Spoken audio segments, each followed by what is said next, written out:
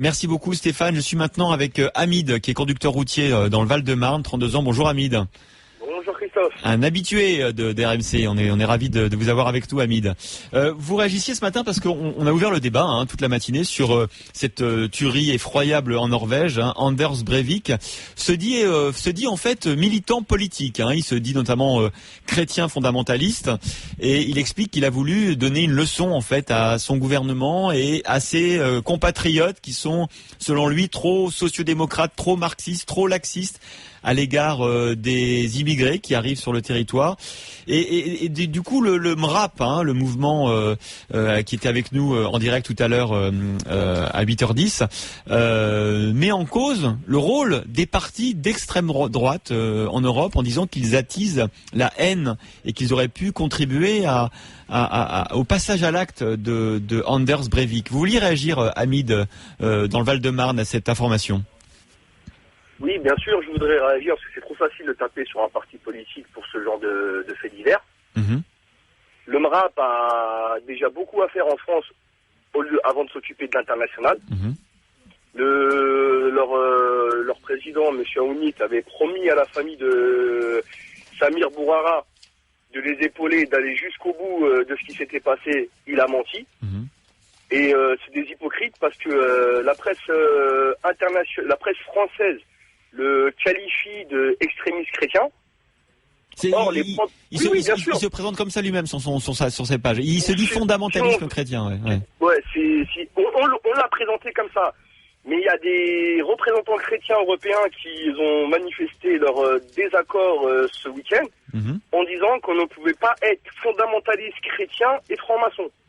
C'est vrai que c'était un peu une contradiction, je suis d'accord. Parce qu'effectivement, sur sa page aussi Facebook, ou sur son profil, on disait qu'il était effectivement franc-maçon. J'ai lu ça aussi dans la presse ce week-end. On l'a vu carrément avec la tenue initiée. C'est vrai, on voit d'ailleurs avec son tablier. Par rapport à ses couleurs. Exactement.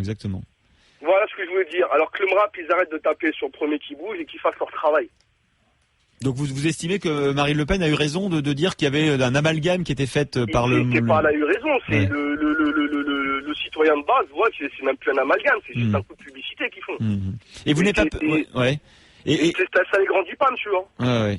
C'est vrai que ça peut être un petit peu exagéré comme conclusion, c'est vrai. Et du coup, Hamid, quand le MRAP dit que les partis d'extrême droite attisent un petit peu les gens les uns contre les autres, vous n'êtes pas d'accord là-dessus ? Je suis vraiment pas d'accord parce qu'ils ont aucun pouvoir politique et médiatique. C'est l'UMPS qui attise les tensions. C'est pas les partis d'extrême droite ou d'extrême gauche. On les entend à peine respirer, monsieur. D'accord. Écoutez, Hamid, merci d'avoir réagi au 32-16. Il n'y a pas de quoi. Et bonne journée à vous. Bonne journée à vous. À bientôt. Alors, je vous avais promis tout à l'heure, on ira tout à l'heure avec notre ami routier, mais là, on va demander à René, qui est commercial dans le Vaucluse. Bonjour René. Bonjour. Alors, vous aussi, vous vouliez réagir sur cette affaire norvégienne et aussi sur la prise de position du MRAP, René. Oui, en fait, moi, ce qui me pose problème, si vous voulez, c'est la récupération politique. L'acte en lui-même et les attentats sont complètement condamnables et on peut pas revenir là-dessus, on peut pas le nier. C'est vrai. Et c'est clair. Moi, ce qui me pose problème, c'est que la récupération politique qui en est faite aujourd'hui va à l'encontre du but recherché, c'est-à-dire que on va finalement presque banaliser et on va conforter certaines personnes qui vont dire c'est condamné toujours par les mêmes. Parce que moi je prends l'exemple du MRAP, j'attends toujours la condamnation du MRAP pour les attentats du 11 septembre. J'ai fait des recherches internet, je vous invite à le faire, vous les trouverez pas. Je me souviens plus, mais je vais regarder effectivement. J'ai eu du mal à trouver quoi. Et c'est là où ça pose problème. À un moment donné, ce genre d'attentat, on peut pas avoir un avis partisan là-dessus. Alors bien sûr qu'il faut condamner la haine actuellement et de toute façon la crise économique fait que les partis extrémistes de droite malheureusement plus que de gauche, c'est paradoxal, mais bon, c'est une crise économique, on s'attendrait à l'inverse, font que y a des distensions partout en Europe et la montée des extrémistes, bien sûr. Pour autant, je pense que de le récupérer et d'agiter le fanion comme ils le font, en étant partisan, parce qu'il condamne pas de l'autre côté quand il arrive la même chose, fait que ça nuit à la crédibilité de la chose et je pense que ça va à l'encontre du but recherché. Ouais, c'est pas faux. Vous estimez que ça dessert un peu leur propos et leur cause. Hein. Ouais. Voilà. Alors c'est ce que j'ai un petit peu dit. Hein, Bernadette Etier tout à l'heure. Je lui ai dit, mais quand même, c'est sur des accusations, etc. Il dit non, c'est une analyse politique, objective. Nous disait-elle. Hein, vous l'avez entendu. Hein. Oui.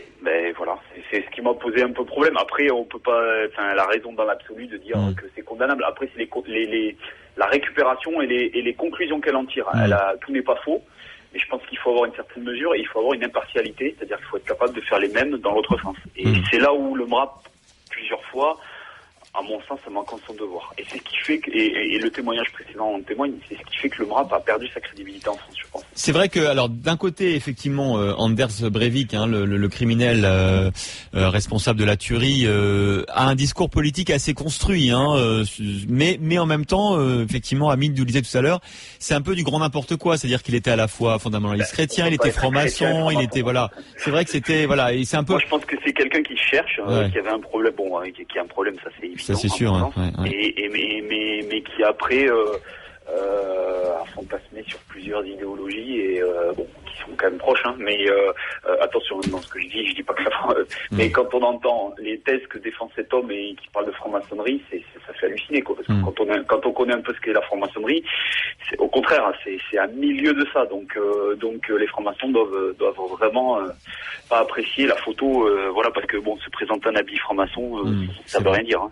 Alors en revanche, c'est vrai, je suis d'accord. René, en revanche, je voudrais quand même apporter une précision à ce que vous avez dit tout à l'heure, parce que nos équipes RMC ont regardé, ont cherché effectivement de savoir si le MRAP avait réagi à les attentats du 11 septembre. Je vous dis que oui, c'est un communiqué du 1er octobre 2001, hein, donc quelques jours après les attentats. Je lis le communiqué du MRAP. Hein, nous avons ressenti l'horreur des attentats du 11 septembre qui ont frappé les peuples des États-Unis. Aucune cause ne peut justifier de tels massacres. Les conséquences de ces actes, quels qu'en soient les mobiles et les revendications, sont toujours politiquement néfastes. Vous voyez le communiqué du MRAP après les attentats du 11 septembre. Voilà, c'est juste pour apporter une précision. Il n'y a pas le mot parti islamiste, il n'y a pas le mot...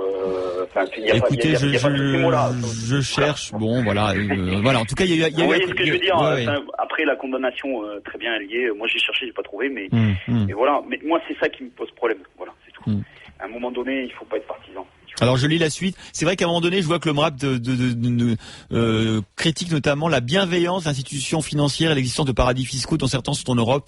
C'est vrai que c'était un petit peu malvenu peut-être pour au moment de la condamnation du 11 septembre. C'est pas. C'est vrai que c'est il y a une petite ambiguïté dans le communiqué, je la reconnais, mais enfin il y a quand même un communiqué.